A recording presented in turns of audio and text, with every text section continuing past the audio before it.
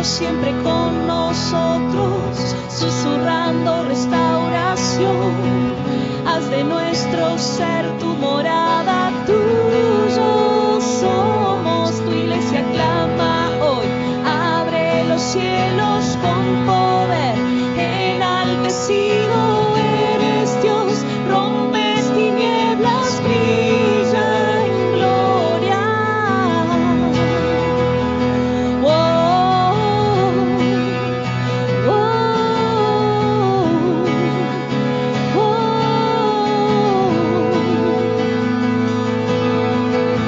En tu presencia danzamos libres, cúbrenos en tu luz de amor, llévanos mucho más profundo, pues somos hijos del gran yo soy. Oh Dios siempre con nosotros, susurrando restauración.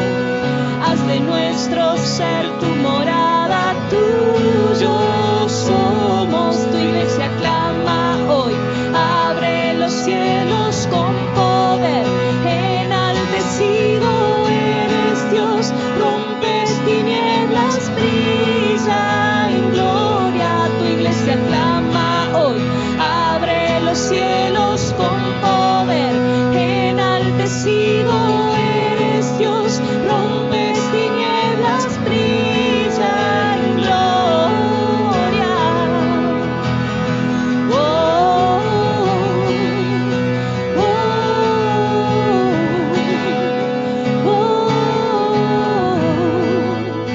Eres rey, por siempre rey, sobre la creación.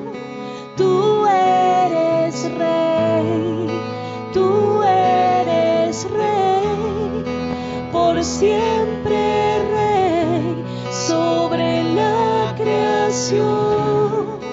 Tú eres rey, tú eres rey. Tú eres Rey, Jesús. Sobre toda la creación, Señor, tú eres Rey. Tú eres Rey, tú eres Rey. Tú eres Rey. Señor, te adoramos, te adoramos. Te bendecimos, Jesús. Exaltamos tu nombre, Señor, en esta hora. Declaramos tu presencia sobre este lugar. Declaramos tu presencia, Señor, sobre cada casa, sobre cada hogar, sobre cada corazón angustiado, Señor, sobre cada persona, Señor, que en este momento nos vea, nos escuche, Señor, y necesite, Señor, tu presencia, necesite nuevas fuerzas en su vida. Oramos para que tu Espíritu Santo descienda a ese lugar. Oramos para que tu Espíritu Santo sane toda enfermedad. Cambie todo pensamiento, Señor, de muerte, de fracaso, de frustración. Todo pensamiento contrario a ti, Señor, sea quitado, sea transformado en esta hora en el nombre de Jesús. Oramos, Señor, para que quienes nos escuchan reciban en esta hora nuevas fuerzas, alientos, Señor, de parte tuya. Señor, que puedan recibir de parte de tu corazón tu palabra, Señor, tu visión, Señor, tu gracia, tu sabiduría. Oro, Señor, por las familias que están ahí detrás, Señor, de la pantalla. Oro para que tu Espíritu Santo esté tocando hijos, esposos, esposas, para que esté sanando toda herida, Señor, transformando toda circunstancia en el nombre de Jesús. A ti te damos las gracias, Señor. A ti te bendecimos, Señor. Solo tú conoces, Señor, lo que hay en ese corazón. Solo tú conoces lo que hay en esa vida. Yo conozco los pensamientos que tengo acerca de ti, dice el Señor, pensamientos de bien y no de mal. Quizá tú estás pensando con una mente equivocada, estás pensando en derrota, estás pensando en enfermedad, estás pensando en fracaso, estás pensando en que las cosas no van a salir, no van a funcionar, en que las cosas no van a cambiar. Pero el Señor dice, no son esos mis pensamientos que tengo acerca de ti, porque mis pensamientos hacia ti son pensamientos de bien y no de mal. Y dice el Señor que es para darte el bien y el fin que tú esperás acerca de ti y de tu familia. Eso es lo que yo quiero hacer, dice el Señor.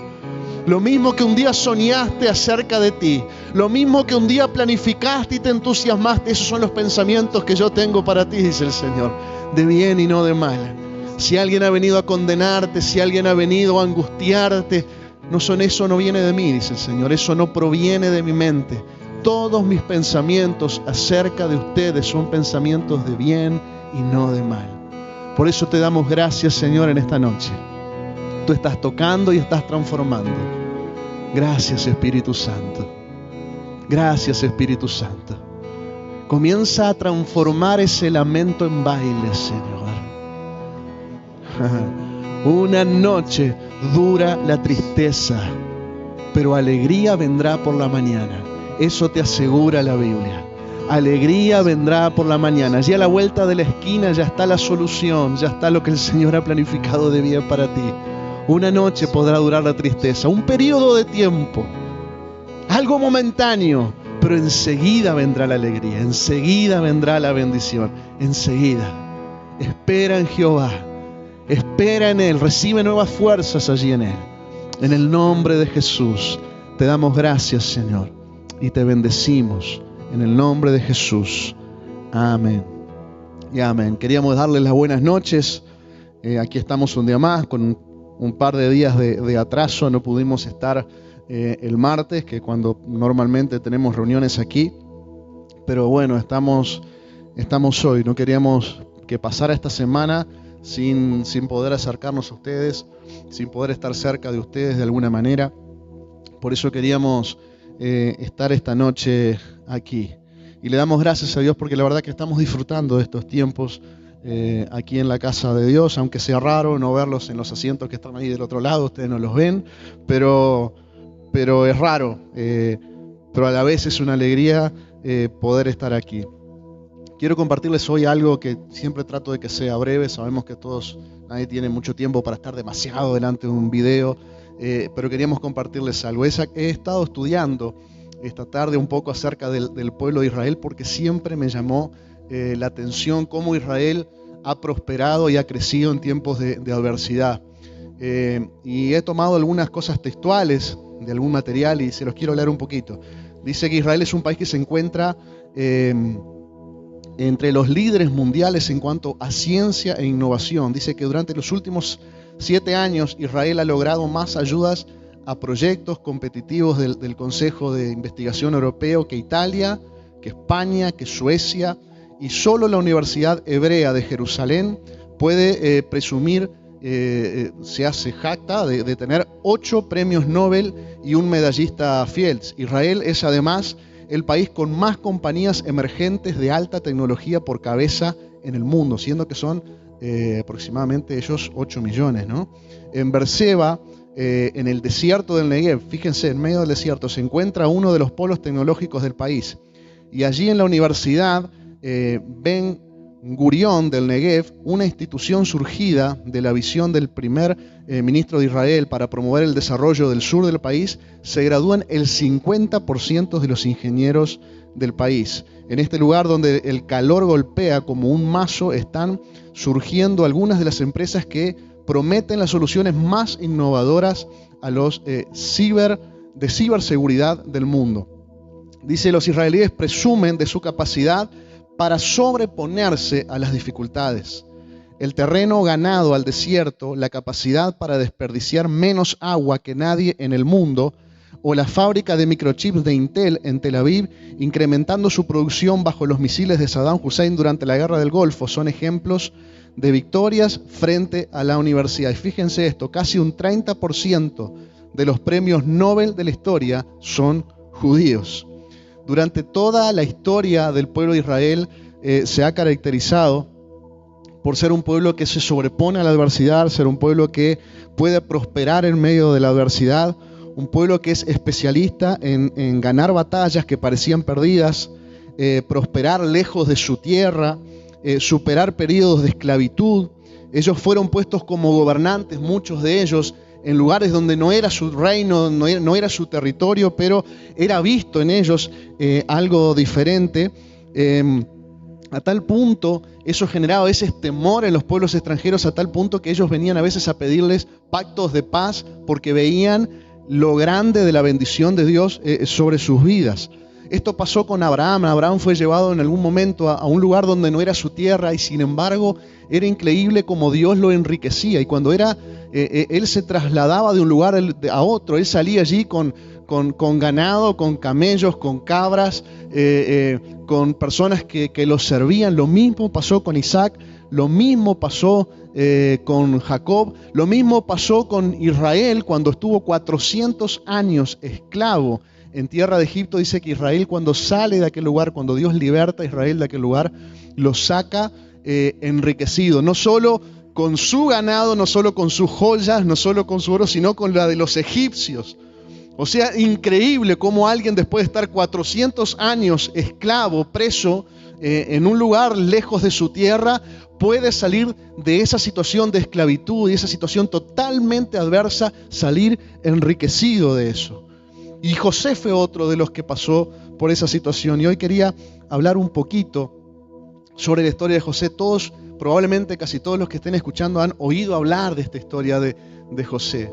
José, un jovencito, nacido entre otro montón de hermanos, entre otra cantidad de hermanos, pero él tenía algo especial. José tenía esa capacidad de soñar. Dios le daba sueños con respecto a él. Como recién decíamos, Dios tenía pensamientos de bien acerca de José y no de mal. Los otros pensaban mal, pensaban hacerle el mal, pero Dios pensaba bien acerca de José. Y dice que José soñaba con que un día sus hermanos, sus padres se iban a inclinar delante de él, y fue tomado como un soberbio, como un agrandado.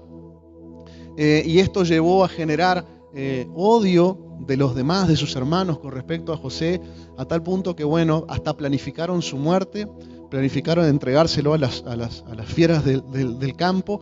Sin embargo, uno un poco más sensato entre ellos dijo: no lo matemos, tirémoslo adentro de este pozo. Y ahí lo pusieron adentro del pozo, y dice que cuando estaba dentro de ese pozo, de esa cisterna, dice que venía una caravana de vendedores, de gente que le vendía cosas, y se lo vendieron a José como si fuera un objeto. Imagínense el sentimiento de rechazo de José, que sus propios hermanos vendiéndolo como si fuera un objeto, como si fuera un jarrón, como si fuera una oveja. Así lo vendieron. Dice que fue llevado a Egipto una vez más, llevado lejos de su tierra, lejos de sus parientes, lejos de su comodidad, lejos de la protección de su padre, que lo amaba, y dice que lo amaba más que a los otros hermanos. Más allá de que la actitud del papá estuviera bien o mal, imagínense ser el mimoso de papá, ser el querido de papá, y que de buenas a primeras te saquen de ese lugar, te arranquen de ese lugar y te lleven a un lugar a vivir como esclavo, como un objeto vendido. Yo no me imagino lo que puede haber pasado en el corazón de José. Pasaron los años, José comenzó a volverse alguien importante allí donde estaba, empezó a hacer bien las cosas. Dice que todo lo que hacía Dios lo prosperaba, hasta que en determinado momento una nueva injusticia. La mujer del encargado, del gobernador de aquel lugar, levanta una calumnia sobre José, miente, dice que José quiso acostarse con ella, quiso abusar de ella. Aquello fue una mentira. José se guardaba para Dios, era alguien que temía a Dios. Sin embargo, no le creyeron. Imagínense que le van a creer a un jovencito que viene de otro lado, vendido como un objeto. Marchó José a la cárcel. Otra nueva injusticia con la cual pelear acá adentro, otra nueva injusticia con la cual lidiar, alguien más a quien perdonar. Quizá tú me estás escuchando y ya te estás sintiendo identificado, ¿no? Lo que viviste de niño, lo que te pasó de adolescente, ese abuso, esa traición, quizá de tu esposo, de tu esposa, quizá hasta la traición de un hermano, como le pasó a José, el abandono de un padre, vivir lejos de tu familia. Y quizá a tu vida se fueron sumando injusticias, se fueron sumando cosas que no deberían haber pasado en nuestros planes, pero recordá que los planes de Dios son planes de bien para ti. Luego José pasa algunos años en la cárcel. Estando en la cárcel, una vez más Dios lo usa, Él le revela los sueños a Faraón, y Faraón lo promueve como una persona importante dentro del reino. Dios le da sabiduría a José. José empieza a administrar, a ser un administrador de confianza de Faraón, y Dios lo empieza a levantar en ese lugar. Y en un momento, luego, quizás te resumo la historia, los hermanos de José vuelven, se levanta una época de mucha hambre, los hermanos de José vienen a ese lugar, se encuentran con José. lo reconocen, José los perdona, viene su papá también, la familia vuelve a ser unida. Pero hay un momento que me llamó la atención y es clave, cuando dice la Biblia en Génesis 41, del 50 al 52, dice: y nacieron a José 2 hijos antes que viniese el primer hambre, los cuales le dio a luz a Senat, hija de Potífera, sacerdote de On. Y dice en el versículo 52, me voy a saltear un versículo, dice: y llamó el nombre del segundo Efraín, porque dijo: Dios me hizo fructificar en la tierra de mi aflicción. Me llamó muchísimo la atención el nombre que le puso José a su segundo hijo. Dios me hizo fructificar en la tierra de mi aflicción. Dios no necesita que la economía mundial mejore para bendecirte. Dios no necesita un dólar bajo para bendecirte. Dios no necesita que no haya una pandemia para bendecirte. Dios no necesita que hayas nacido en Europa, en Japón, que hayas nacido en Estados Unidos para bendecirte. Dios no necesita nada de eso para bendecirte. Dios te puede bendecir en medio de tu mayor aflicción, en tu peor momento, en tu peor circunstancia, cuando nada parece encaminarse. Ahí es de donde Dios puede bendecirte. Y que quizás tú estás en tu peor momento. Quizás estás cerrando tu empresa, quizás estás endeudado, endeudada. Quizás estás perdiendo el trabajo, perdiste el trabajo, estás lejos de tu familia. Quizás tú estás en la tierra de tu aflicción. Bueno, yo quiero decirte que es ahí donde Dios puede bendecirte. Voy a abrir el celular desde acá.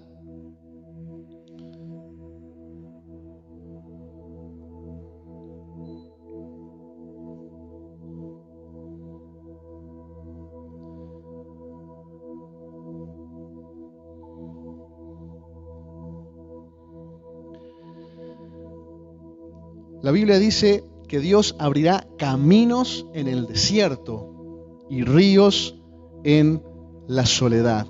Esa palabra de Dios se cumple hasta el día de hoy. Dios abre caminos en el desierto y ríos en la soledad. Yo no sé si tú sabías, pero Israel, que está implantada en el medio de un desierto, es una ciudad que exporta productos de agricultura al mundo. Es increíble cómo en medio del desierto Dios puede hacer fructificar, prosperar. Ellos no tienen agua abundante como tenemos nosotros acá normalmente. Sin embargo, con sistemas de riego, con mucha inteligencia, con mucha sabiduría, con gracia de Dios, ellos logran tener agricultura y logran exportar sus productos al mundo. Dios dice una vez más: yo abriré caminos en el desierto y ríos en la soledad. Dios te puede hacer fructificar en medio de la aflicción. Dios no necesita condiciones óptimas para bendecirte. Yo creo que Dios quiere activar nuestra fe esta noche. Yo creo que Dios quiere que comencemos a creer lo contrario a lo que están declarando el mundo. El otro día escuchaba el Fondo Monetario Internacional. Prevé una recesión global de 3% y prevén que esto sea catastrófico para la economía del mundo. Y me acordaba de Abraham, porque dice la Biblia que Abraham luchó en esperanza contra esperanza. Por un lado, una esperanza positiva de recibir una promesa de Dios, de recibir una promesa que no era chica, una promesa de que Dios le había dicho que lo iba a multiplicar, que de él iban a nacer multitudes, iba a ser padre de multitudes, que de él iban a ser benditas todas las familias de la tierra, que se iba a multiplicar, iban a ser como la arena del mar, como las estrellas del cielo que no se podían contar. Esa era la esperanza que Dios le infundía al corazón a Abraham. Sin embargo, había otra esperanza, una esperanza negativa, que decía: Abraham, tú ya estás viejo. Abraham, tu cuerpo ya no produce, ya no tiene vitalidad. Tu cuerpo ya es un cuerpo de 90 años. Tu esposa, Abraham, es estéril. Todas esas voces que venían a la mente de Abraham, todas esas voces que venían al corazón de Abraham, y era la esperanza de lo que Dios le había dicho contra la esperanza de lo que las circunstancias, de lo que las cosas negativas que lo rodeaban decían. Esperanza contra esperanza. Esperanza en la Biblia significa creencia. La pregunta que tengo para hacerte esta noche es: ¿en qué estás creyendo?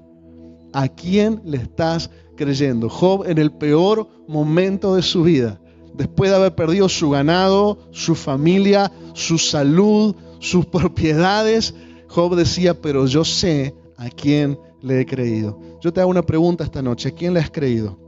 ¿A quién le has creído? ¿A quién le estás creyendo? Y por último, dice que José tuvo otro hijo. Y dice que el primer hijo de José se llamó Manasés, porque dijo, Dios me hizo olvidar todo mi trabajo y toda la casa de mi padre. José estaba diciendo, fue tan bueno lo que hizo Dios conmigo. Fue tan agradable y tan grande lo que hizo Dios conmigo, que me hizo olvidar de mi dolor del principio, que me hizo olvidar del dolor de mi pasado. Y cuando leía esto, era inevitable recordar las primeras palabras que Dios me dijo a mí cuando le entregué mi vida. Él me dijo, te vas a olvidar y te vas a reír de lo que hoy estás viviendo. A mí me parecía imposible porque era un infierno lo que estás viviendo. Pero Dios me dijo, algún día te vas a reír de tu pasado y te vas a reír de lo que hoy estás viviendo. Tomá de mi mano y no la sueltes más. Eso hice, nunca más le solté la mano a Dios. Y de verdad hoy me puedo reír de mi pasado. Hoy recuerdo los peores momentos de mi vida con alegría. No me pregunten cómo lo puedo hacer, pero es algo que Dios lo produce. Y entiendo lo que decía José. Manasés le puso a su hijo porque Dios lo hizo olvidar del dolor de su casa, del dolor de su pasado. Y para terminar quiero decirte algo más.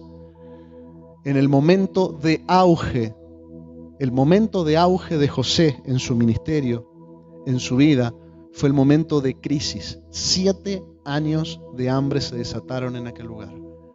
En ese momento la gente se desesperaba y iba corriendo a Faraón, y Faraón le respondía de la siguiente manera: id a José, recurran a José, vayan a José.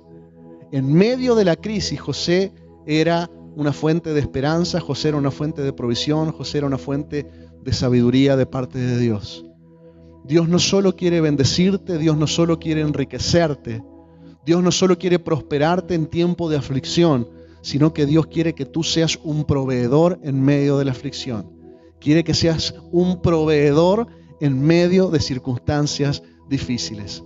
La bendición es tan grande, la bendición de Dios sobre nuestras vidas y lo que Él puede hacer sobre nosotros es tan hermoso que no solo te puede hacer prosperar hoy, aunque nada prospere, en tiempos donde nadie prospere. Yo tengo dudas de que alguien hoy se animara a abrir algún comercio. Yo conozco gente, mis padres abrieron un comercio en plena crisis del 2002. Yo creo que no escucharon los diarios, no leían los diarios, se les rompió la televisión, la radio no agarraba bien, pero decidieron abrir un comercio en plena crisis del 2002. Ese comercio duró hasta que ellos crecieron. Gracias a ese comercio nosotros pudimos estudiar, pudimos formarnos. Dios hizo prosperar en medio de la circunstancia más difícil. Yo quiero que le creas a Dios esta noche. Quiero que Dios active tu fe en esta noche. Que Dios remueva toda piedra de incredulidad, de duda, de temor que te puedan estar invadiendo ahora mismo. No temas lo que va a pasar con tus hijos. No temas lo que va a pasar con tu futuro. No temas lo que va a pasar con tu vida. No temas. La orden de Dios para nosotros es no teman. Yo estoy contigo. Estaré contigo donde quiera que vayas. Donde quiera que vayas. Yo soy tu Dios que te esfuerzo, dice el Señor. Yo soy tu Dios que te ayudo. Toma de mi mano derecha. Tomaré tu mano derecha y no te soltaré. No te dejaré hasta hacer contigo lo que me he propuesto. Te damos gracias, Señor, esta noche. Gracias por tu presencia. Gracias porque tú nos haces olvidar del dolor de nuestro pasado. Es tan grande tu amor, es tan grande tu bendición, es tan grande tu ayuda que tú nos haces olvidar del dolor de nuestro pasado. Tú nos haces crecer en medio de la aflicción y en medio de las crisis. Y aún, Señor, nos bendices tanto que podemos bendecir a otros como hacía José. Id a José. Ojalá personas puedan venir a ti en este tiempo a recibir una palabra de Dios, a recibir una esperanza, a recibir un consejo. Y tú puedas decirle que tú le has creído a Dios y Dios te ha prosperado. Te damos gracias, Señor. Te pido que bendigas cada casa, cada hogar, cada familia que hoy nos escucha, cada matrimonio. Señor, jóvenes aún que nos estén escuchando. Señor, jóvenes que estén escuchando palabras que los desestimule hacia el futuro, que no les permita soñar y crecer, Señor, hacia adelante. Señor, que tú vengas a prosperar sus pensamientos, a prosperar su vida. En el nombre de Jesús. Te damos gracias, Señor. En el nombre de Jesús. Amén.